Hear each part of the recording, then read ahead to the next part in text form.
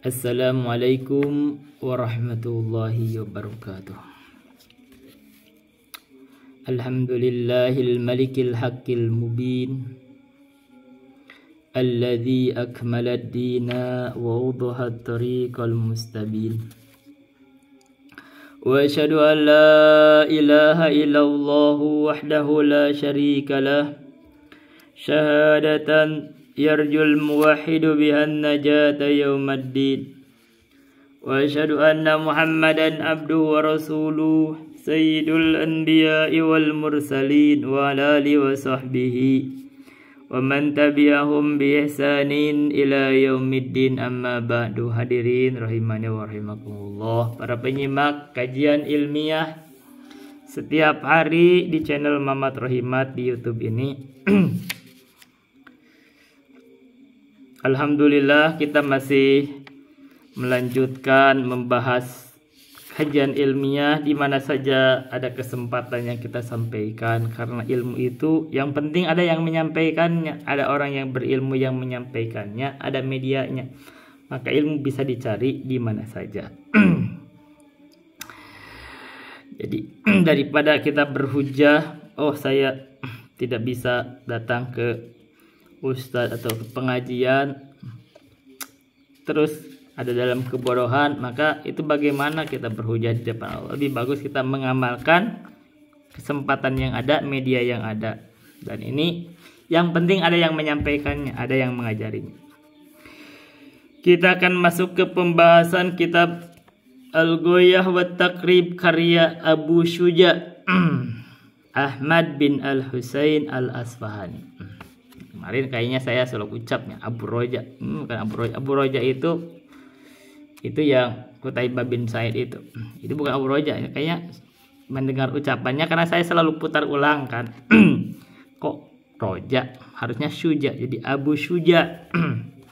Walau alam kenapa disebut Abu Syuja. Syuja itu berani ya. Beliau kan Al-Qadhi, mungkin beliau adalah hakim yang berani di dalam menegakkan kebenaran, barangkali begitu. Tapi beliau juga disebut kalau Abu Thahir ya. Kita akan masuk kepada sunnah-sunnah sholat. Sebelumnya kemarin saya sudah komentari bahwa di dalam rukun sholat ada yang disebut niat khuruj dari sholat itu saya sebut kemarin tahsisul hasil. Saya lihat sekarang di tafsir di syarahnya Fathul Qorib Al-Mujib. Ini beliau juga mengatakan begini, katanya sama beliau. Katanya saya coba baca sedikit ya, tambahan sedikit. Supaya tidak kok merasa ada keanehan ya, kita ada diingatin. Niatul khuruji minas salat wa hadza wajhun marjuhun. Kata pengarang syarah Fathul Qorib Al-Mujib Al-Alama Asy-Syaikh Muhammad bin Qasim Al-Ghazzi, beliau mengatakan seperti itu. Jadi ini pendapat adalah pendapat yang marjuh. Marjuh itu pendapat yang lemah. Adapun yang ada yang kuatnya apa? Wakila la yajibu dzalika. Ada ucapan begini, pendapat katanya tidak wajib untuk niat keluar dari sholat, tidak wajib. Ketika salam udah otomatis keluar, karena tadi tahsisul hasil ya kemarin. Wahada mana? Niatul khuruj. Jadi dia tidak ada kewajiban untuk itu. Maksudnya niat keluar itu tidak wajib. Wahadal wajhu. Pendapat ini, yaitu pendapat yang ini, berarti pendapat tidak wajibnya untuk mengucapkan niat atau bukan mengucapkan, tidak wajibnya untuk meniatkan keluar dari sholat, itu huwal as-sahhu, adalah pendapat yang lebih sahih. Nah, tapi ini beliau kan pendapatnya begitu. Kalimat para ulama itu sekaligus mengenalkan kalau al-as-sahhu itu pendapat yang lebih sahih. Artinya ada pendapat lain yang ada kemungkinan gitu, walaupun tadi marjuh bahasanya. Kalau Allah sahih berarti yang lain itu lemah, atau bukan lemah lagi, udah tidak dianggap gitu kan. Karena yang ini yang sahih, yang itu tuh tidak sah yang lain. Baik, kita lanjutkan kepada sunnah-sunnah salat. Wa sunanuha qabla dukhuli fiha syai'ani al-adzanu wal iqamatu. Sunnah-sunnah salat sebelum kita masuk ke dalam salat ada dua. Ada dua perkara. Yang pertama adalah al-adzanu. Pertama adalah adzan.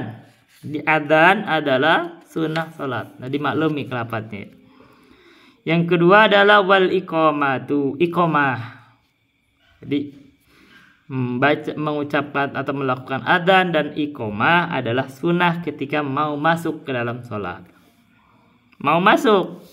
Kemarin Allah baca qad qamatis shalah kan gitu. Dalam lafaz iqamah itu qad qamatis shalah. Kalau secara fiilnya yaitu fiil madhi.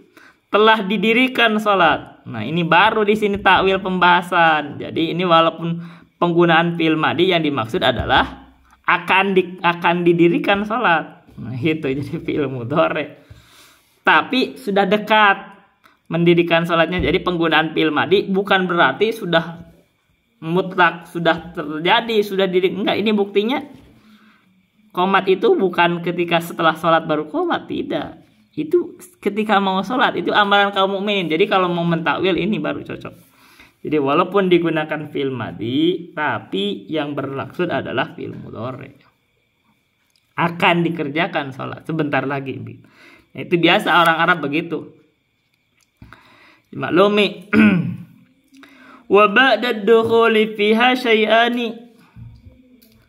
Adapun setelah masuk di dalam sholat ada dua perkara. Pertama at-tasyahudul awwalu. Jadi tasyahud awal atau kita sebutnya tahiyat awal itu adalah bukan rukun, itu maksudnya sunnah salat. Jadi sunnah saja, artinya kalau ditinggalkan ya tidak batal salatnya. Tapi biasanya kalau yang sunnah ini ditinggalkan, kita ketinggalan sunnah, ini disebutnya di sini sunnah. Kalau di madhab lain disebutnya itu wajib, kewajiban salat.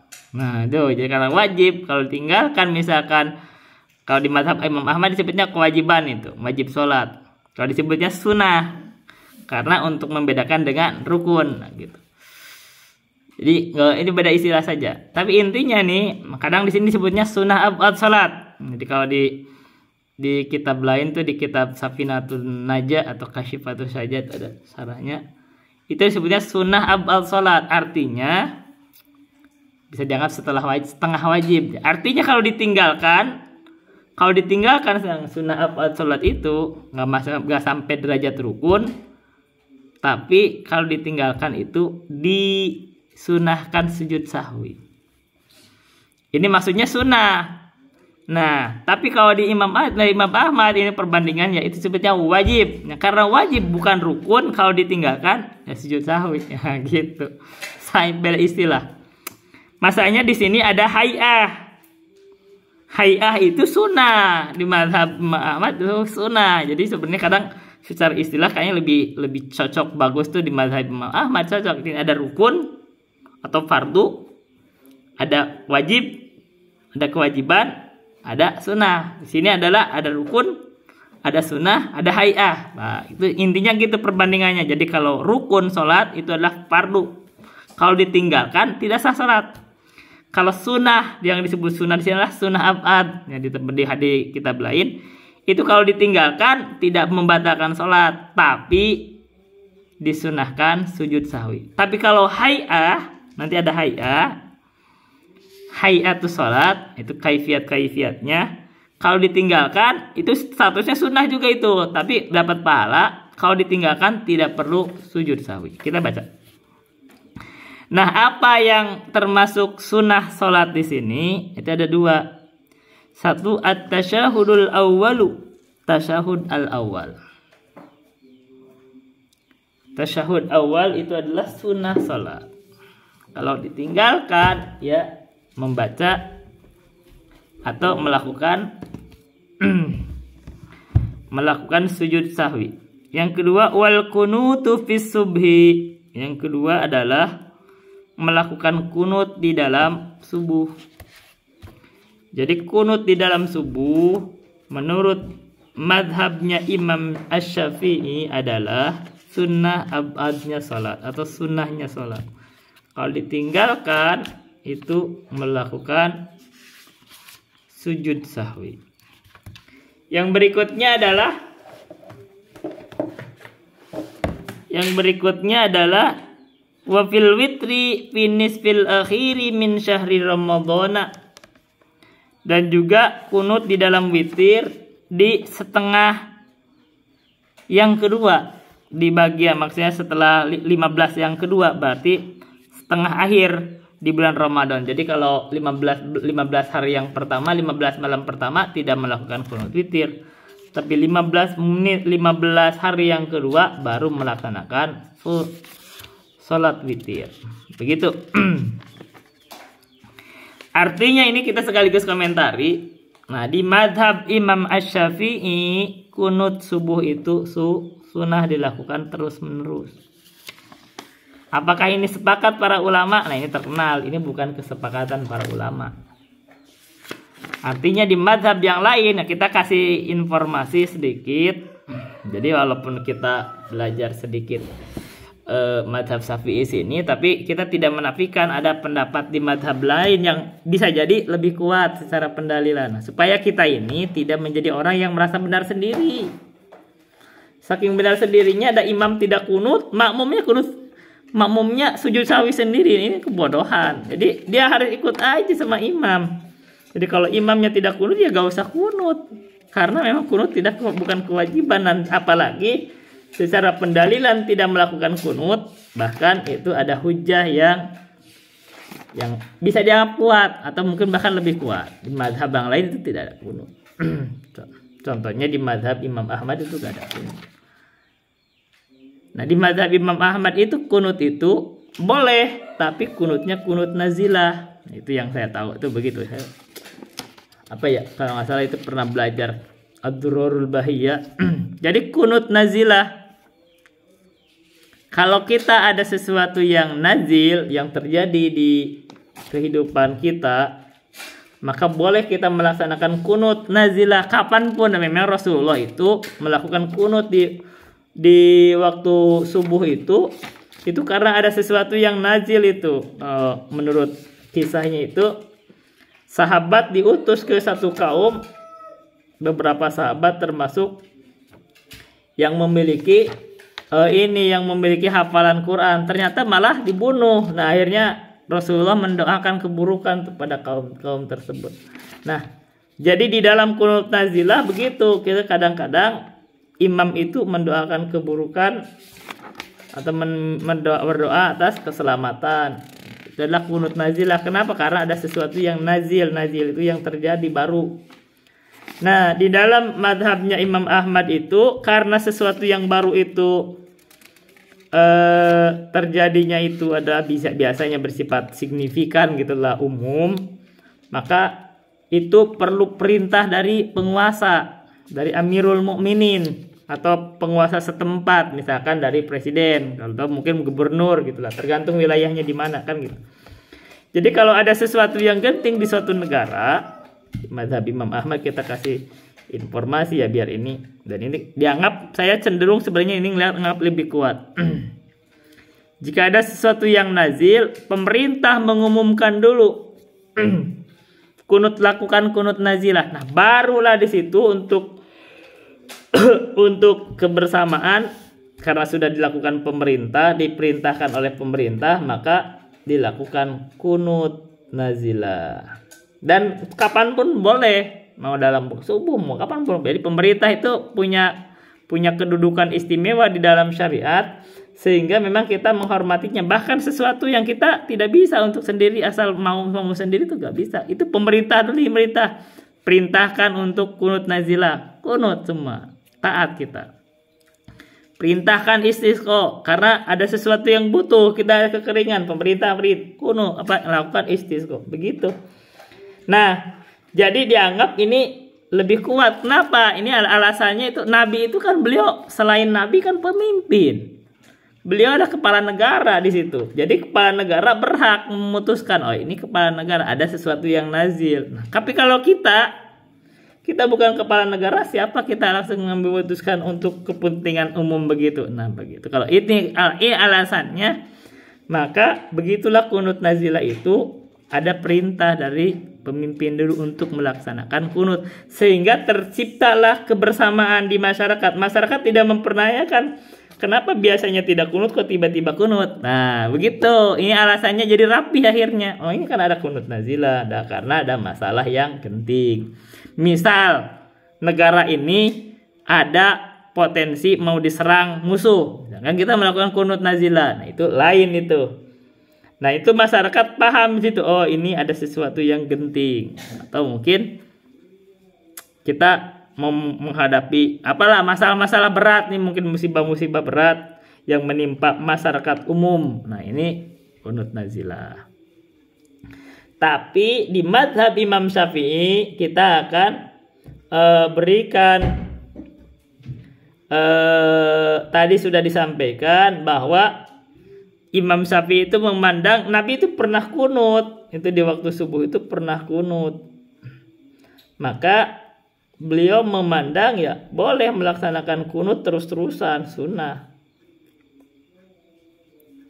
Nah, pembahasan ini itu tidak ijma di semua ulama itu. Ada ulama-ulama yang menganggap nah ini pendapat ini lemah karena yang terjadi itu Nabi itu bukan melaksanakan kunut terus-terusan. Nah itu Nabi pun tidak melaksanakan kunut terus-terusan di dalam subuh. Ini karena hanya beberapa hari ketika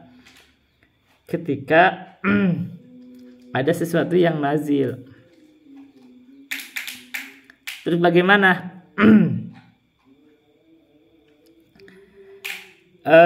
Bagaimananya nih kalau kita pandang dengan argumentasi para ulama tersebut? Kata Imam Syafi'i, walaupun memang kaidahnya tidak dilaksanakan terus-menerus, begitu Nabi pernah melaksanakan, boleh dilaksanakan terus-menerus. Beliau kaidahnya begitu. Ya, tidak semua sepakat sama pendapatnya beliau. Pendapat yang lain, ya kalau Nabinya tidak melaksanakan terus-menerus, yang lebih sunnahnya ya kita juga tidak melaksanakan terus-menerus. Tapi bukan berarti tidak boleh. Boleh, tapi tidak terus-menerus. Terus gimana lagi? Yang lebih sunnahnya adalah yang kita adalah melaksanakan sebagaimana ada peristiwa yang mendekati atau mirip-mirip dengan yang Nabi kerjakan, yaitu kejadian itu Nabi terjadi sesuatu yang nazilah. Maka ketika terjadi sesuatu yang nazilah, Nabi melaksanakan kunut dan Nabi adalah kepala negara, beliau adalah imam. Ya beliau tidak minta izin kepada kepala negara dulu, beliau kepala negaranya, baru di situ melaksanakan kunut. Kalau misal semacam itu ada sesuatu yang nazil, kepala negara melakukan perintah untuk kunut, ya kita kunut. Tapi jangan sampai akhirnya ketika kunut subuh ini sudah ada di madhab kita, madhab Imam Syafi'i, akhirnya ada, ini saya lihat tuh di Bekasi itu, ada tuh saya nggak perlu sebut namanya karena ini direkam kan, direkam dan mungkin ada yang nyimak nanti kagak enak mereka. Tapi ada berubahlah kunutnya itu bukan di subuh, maghrib dia. Setiap waktu kunut terus, jadi berubahnya. Akhirnya kan ini madhab siapa akhirnya sih sebenarnya? Di madhab Syafi'i aja yang madhab kunut itu di bagian ini itu ada perdebatan terus sebenarnya, dan ini nggak bisa dianggap gak selesai. Dan sebagian ada yang mengatakan, saya lagi cari-cari sebenarnya, saya sudah pernah baca pembahasan kunut ini, dan bahkan guru kami ini ada bahasan tentang kunut subuh.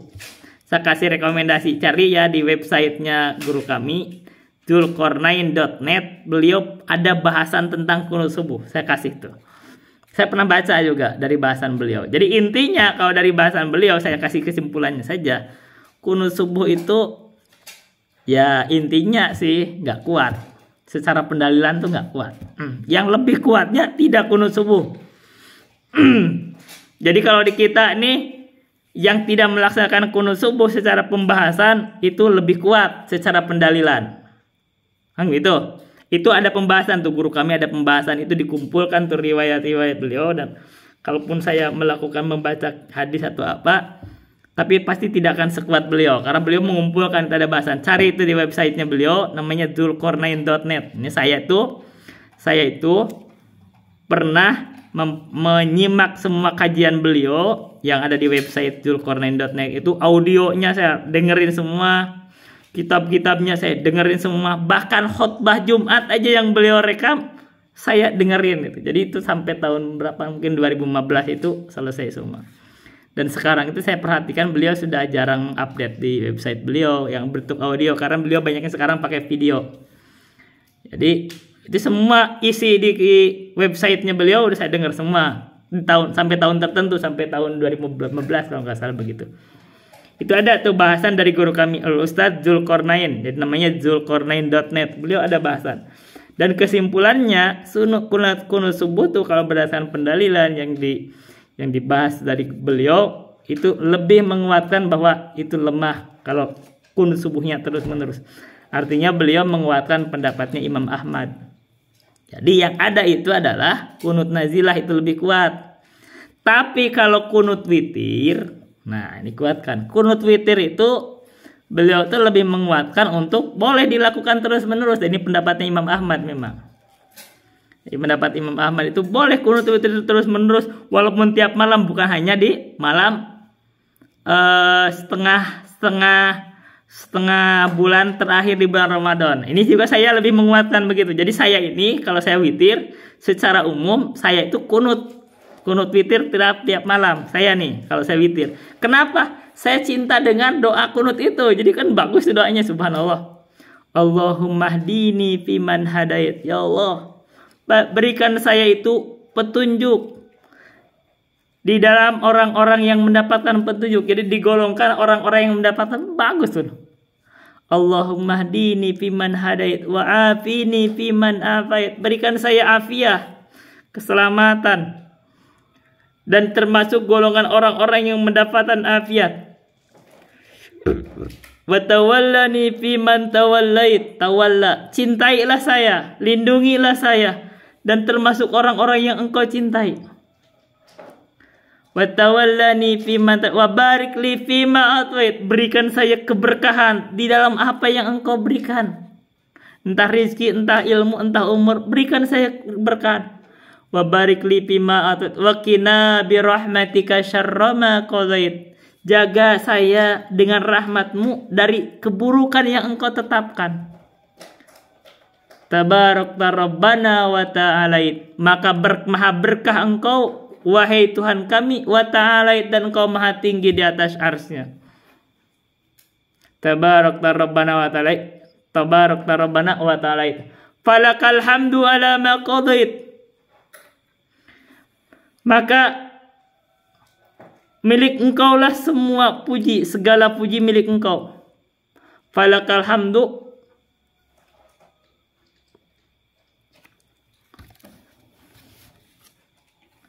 Falakal hamdu ala ma qadait, atas apa saja yang engkau tetapkan.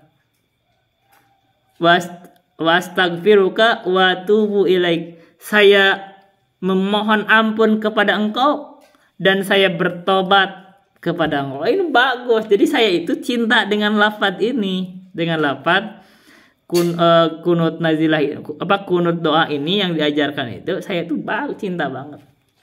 Hanya saja menurut pembahasan kunut ini, kalau saya tetap baca itu tadi yang baca pembahasan guru kami, dan saya juga baca hadis-hadis yang lain, sebenarnya itu nggak kuat kalau terus-terusan kunut gitu. Jadi kalau secara pembahasan saya sendiri, saya menguatkan itu nggak kuat.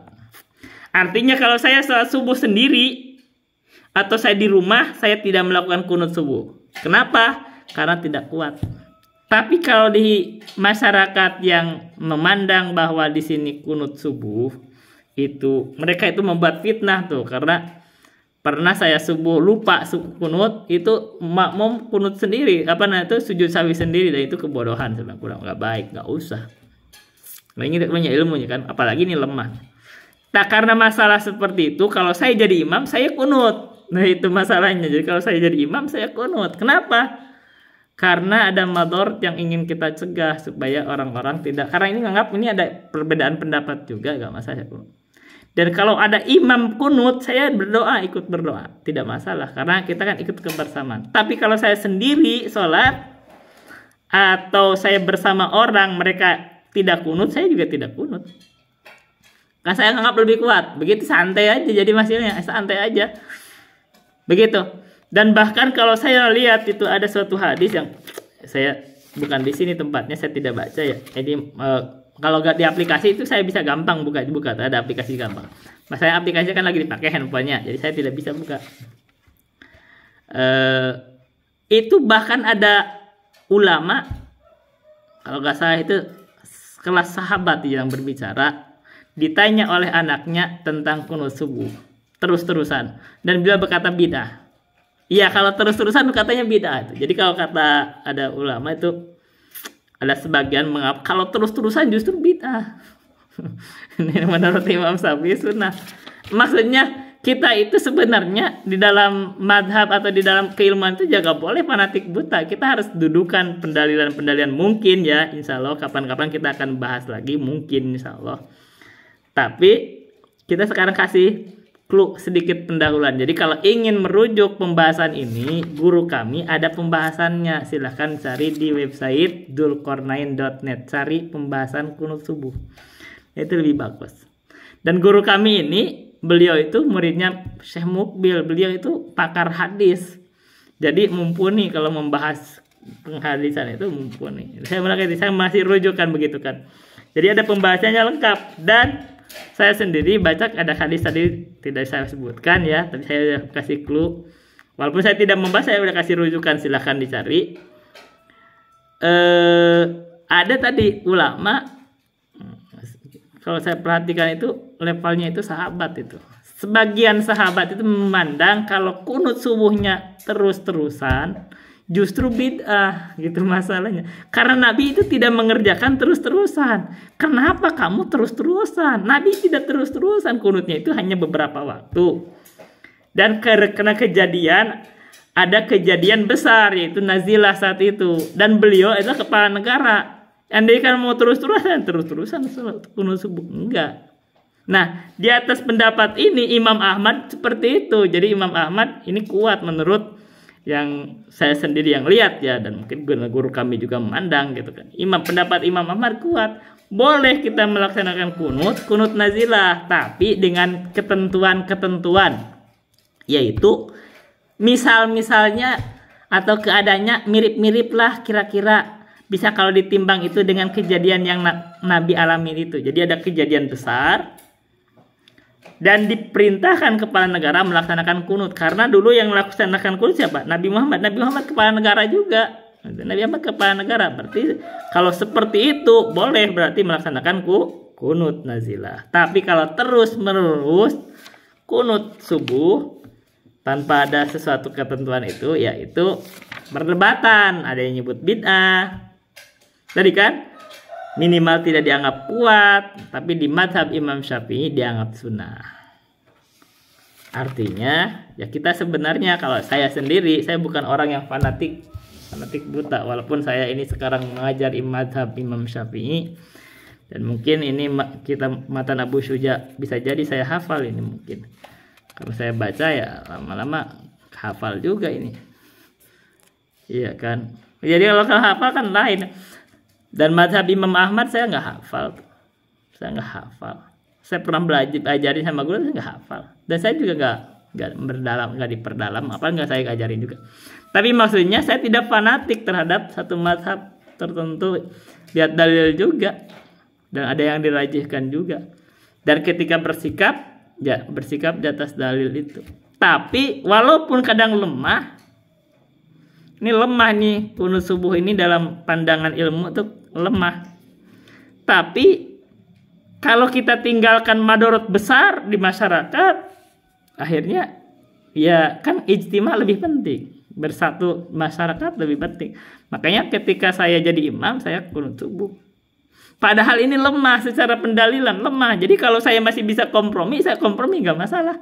Karena ini pendalilan, walaupun pendalilan lemah, ada ada sudut bahwa para ulama berbeda pendapat termasuk Imam Syafi'i, dan ada sisi sudut bahwa Nabi memang pernah mengerjakannya, dan ada sudut bahwa andaikan memang kejadiannya itu Nabi melaksanakan tidak terus menerus, tapi dengan kaidah tertentu bisa kita amalkan, kan begitu. Jadi akhirnya ya kita laksanakan salat kunut subuh walaupun saya jadi imam. Ketika saya jadi imam, kenapa? Madorotnya bisa lebih besar. Orang-orang ini nganggap, sebagian karena orang-orangnya belum berilmu, bukan nganggap kalau tidak kunut subuh gak sah salatnya, kan begitu. Dan pernah kejadian saya lupa salat kunut subuh, ini makmum sujud sahwi sendiri gitu kan, ini malah memberi fitnah. Itu dulu yang bisa saya sampaikan. Billahi taufiq wal hidayah. Wassalamualaikum warahmatullahi wabarakatuh.